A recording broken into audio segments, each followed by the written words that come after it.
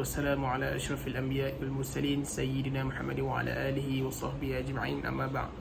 InsyaAllah pada hari ini kumpulan kami, yakni kumpulan 5, akan membentangkan sebuah tajuk di bawah subjek Al-Fiqhul Al-Jinayah, kod subjek SYI 20602, dan diajar oleh pensyarah kami, yakni Ummi kami, Ustazah Ramlah Ma'ali, di bawah Pusat Pengajian Syariah Fakulti Pengajian Kontemporari Islam.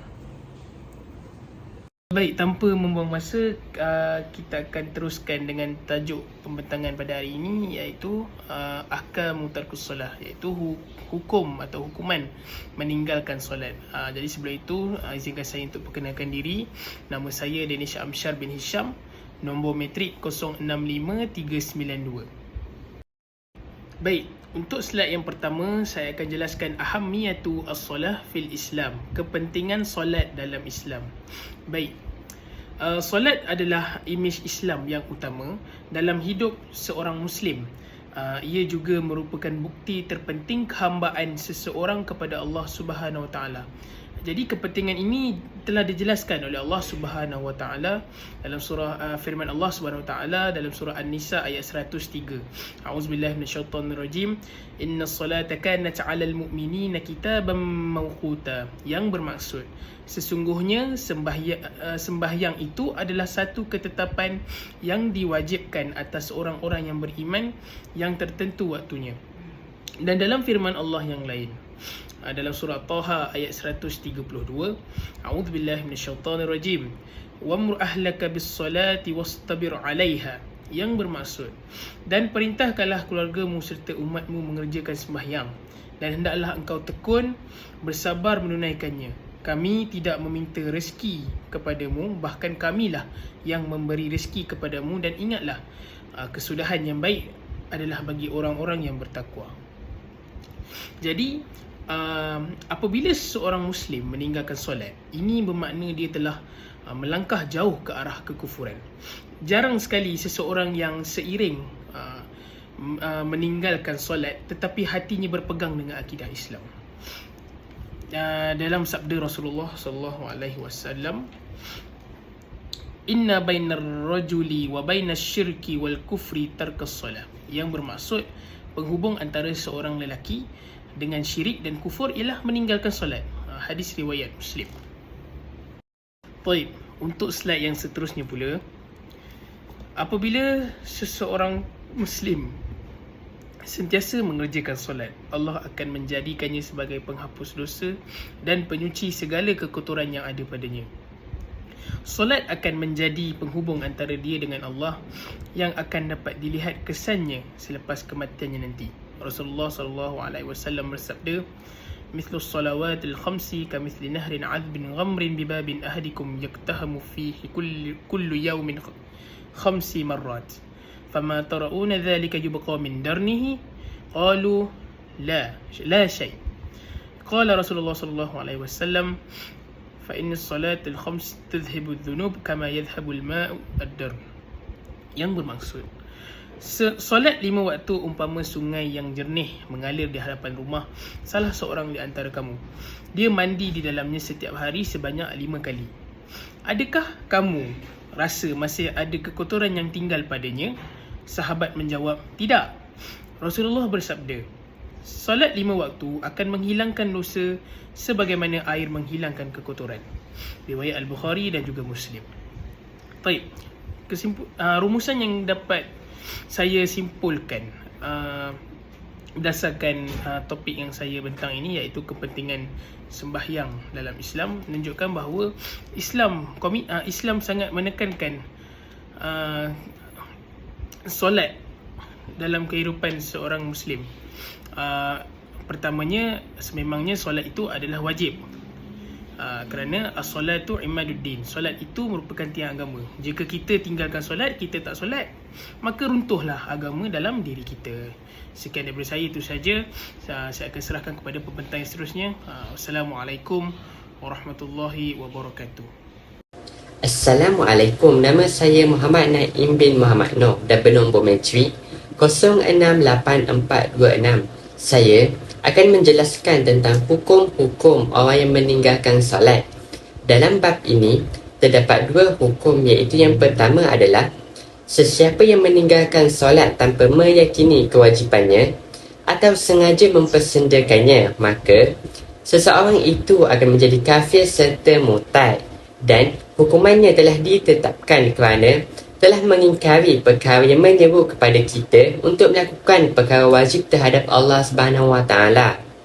Manakala yang kedua pula ialah sesiapa yang meninggalkan solat dan yakin bahawa ini adalah perkara wajib untuk dilakukan, akan tetapi solat tersebut ditinggalkan kerana sikap yang malas atau sebagainya, maka orang Islam ini dianggap telah melakukan kesalahan yang besar, dan sekiranya dia masih meninggalkannya, maka dia wajib dikenakan hukuman. Pada awalnya, seseorang itu akan diminta untuk bertaubat dan disegerakan untuk menunaikan solat. Arahan atau perintah ini perlu dilakukan oleh pemerintah atau wakilnya sendiri. Tetapi, jika pemerintah tidak dapat lakukan perkara tersebut, manakala menjadi tugas kita sebagai umat Islam wajib melakukannya dan meminta pesalah tersebut untuk bertaubat kepada Allah Subhanahu Wa Taala. Perkara ini adalah perkara yang wajib untuk dilakukan dengan segera. Tetapi, sekiranya pesalah tersebut masih tidak mahu bertaubat dan tidak mahu sembahyang, maka dia akan dikenakan hukuman. Assalamualaikum warahmatullahi wabarakatuh.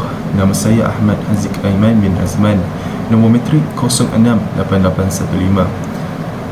Saya akan menerangkan ataupun menterjemahkan slide saya yang kelima, iaitu yuhaddu tariqus salah ba'da istitabatuhu bil qatl bidarabil inaqihi bisayf walau ala salah walau ala salatin wahidatin haddan minal hududil Islam la kufran, والدليل ذلك ما رواه البخاري 25 في الإيمان باب فإن تابوا وأقاموا الصلاة وآتوا الزكاة فخلوا سبيلهم، ومسلم 22 في الإيمان باب أمر بقتال الناس حتى يقولوا لا إله إلا الله.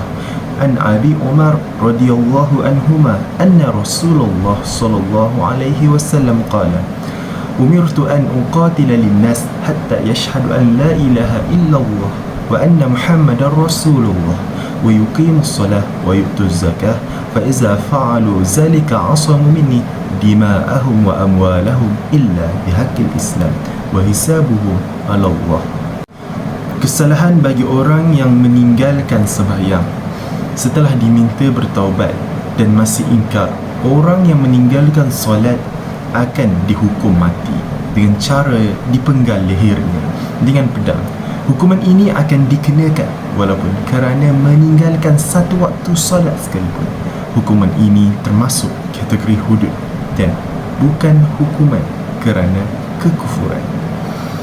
Hukuman ini berdasarkan hadis daripada Ibnu Umar radhiyallahu anhu bahawa Rasulullah sallallahu alaihi wasallam bersabda, yang bermaksud, aku diperintahkan supaya memerangi manusia sehingga mengakui bahawa tiada Tuhan melainkan Allah dan Muhammad adalah utusan Allah, mendirikan solat dan menunaikannya. Apabila mereka menunaikan kesemua itu, darah dan harta mereka terselamat daripada aku kecuali kerana hak Islam. Perhitungan mereka nanti terserah kepada Allah. Riwayat Bukhari 25 dan Muslim 22. Qala Rasulullah sallallahu alaihi wasallam, khamsun salawatin kitabahunna Allah 'ala al-ibad faman jaa bihunna lam yudhi' faman jaa bihunna lam yudhi'u minhunna shay'an istakhafafan bihaqqihim kana lahu inda Allah ahda an yudkhilahu al-jannah wa man lam ya'ti bihunna falaysa lahu inda Allah ahd in sha'a azabahu wa in sha'a adkhalahu in sha'a azabahu wa in sha'a adkhalahu أدخله الجنة. رواه المالك في المواتئ في صلاة الليل وباب عمرو بالوتر وأبو داود في الصلاة باب في المحافظة على الوقت الصلاة. Maksud hadis yang saya bacakan sebentar tadi iaitu sembahyang 5 waktu telah diwajibkan Allah Subhanahu Wa Taala kepada atas para hamba. Sesiapa yang melaksanakannya dan tidak mensia-siakannya sesuatu daripadanya kerana memandang remeh, dia dijanjikan oleh Allah untuk dimasukkan ke dalam syurga. Sesiapa yang tidak melaksanakannya, dia tidak akan mendapat janji Allah. Jika ia mahu, jika Allah mahu, Allah akan menyeksakannya, dan jika dia mahu, dia akan memasukkannya ke dalam syurga. فدل الحديث على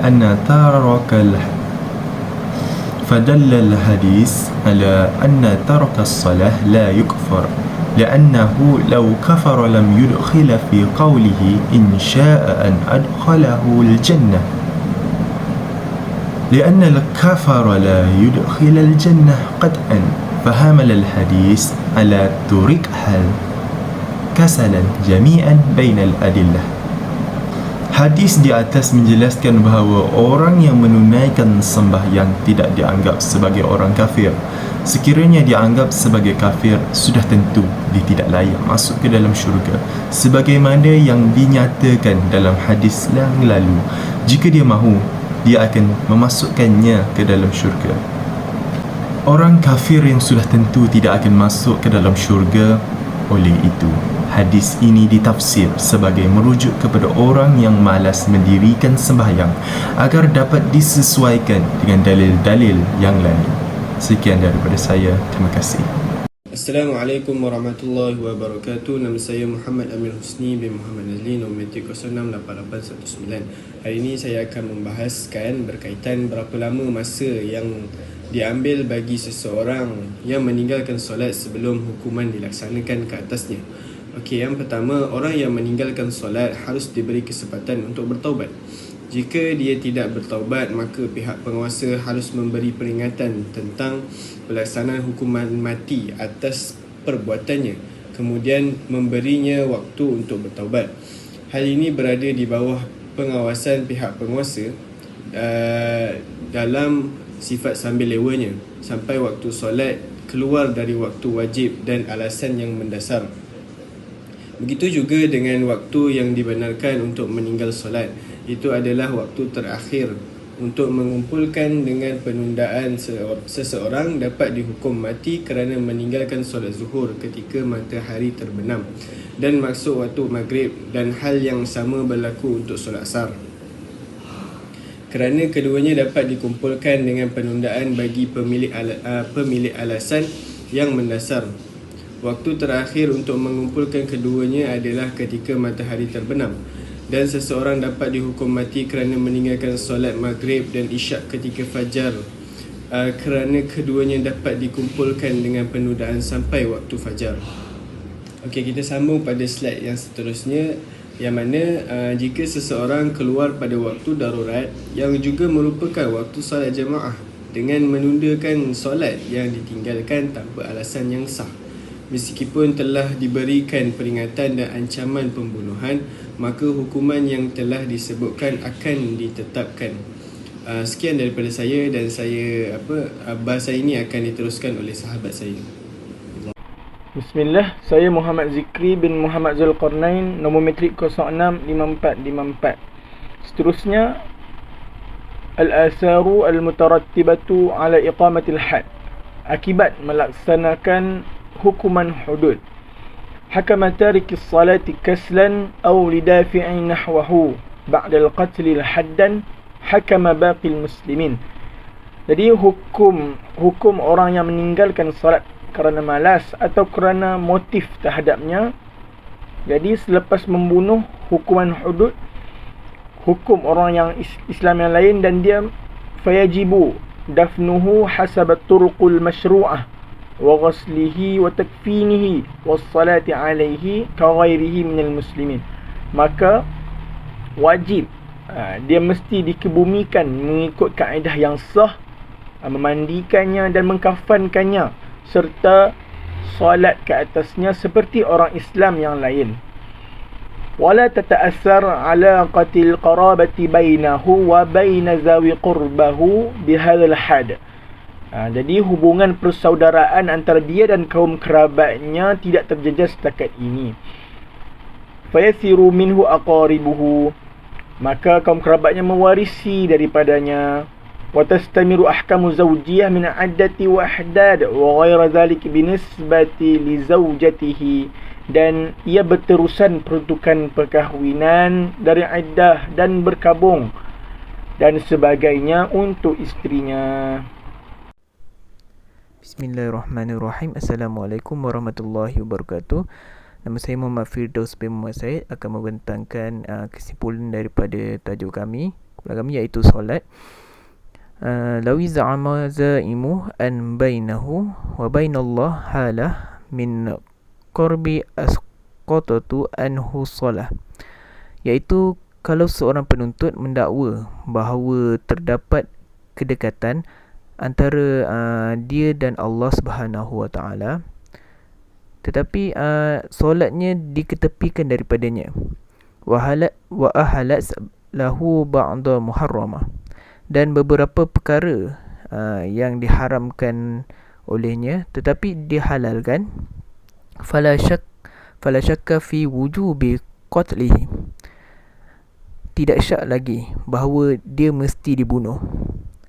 Ka'ayyi rajuli jahidi lisolah, seperti mana orang-orang yang mengingkari solat.